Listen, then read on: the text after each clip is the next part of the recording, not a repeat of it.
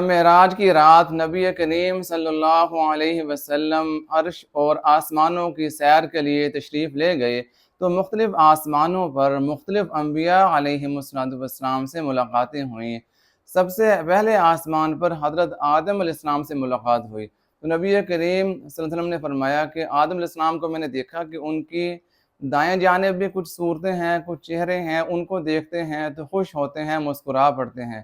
اور حضرت آدم علیہ السلام کے بائیں جانب بھی کچھ صورتیں ہیں، کچھ چہرے ہیں، جب ان کو دیکھتے ہیں تو رونے لگ جاتے ہیں۔ تو فرمایا میں نے جبرائیل علیہ السلام سے پوچھا کہ یہ کیا ماجرا ہے؟ تو جبرائیل علیہ السلام نے عرض کیا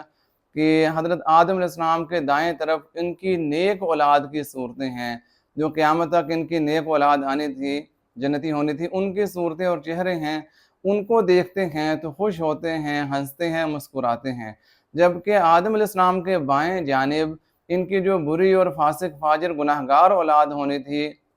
قیامت تک، جنہوں نے جہنم میں جانا تھا، ان کی صورتیں ہیں۔ جب ان کی طرف دیکھتے ہیں، اپنی بری اولاد کی طرف، تو اس وقت رونے لگ جاتے ہیں۔ تو آدم علیہ السلام چونکہ ساری انسانیت کے باپ ہیں، سارے انسان انہی کی اولاد ہیں، تو اس لیے جب اپنے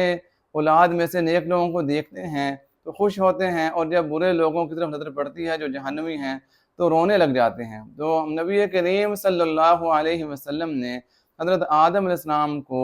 سلام کیا، اور آدم علیہ السلام نے نبی کریم علیہ السلام کو اسلام کا جواب بھی دیا اور پہلے آسمان پر خوش آمدید کا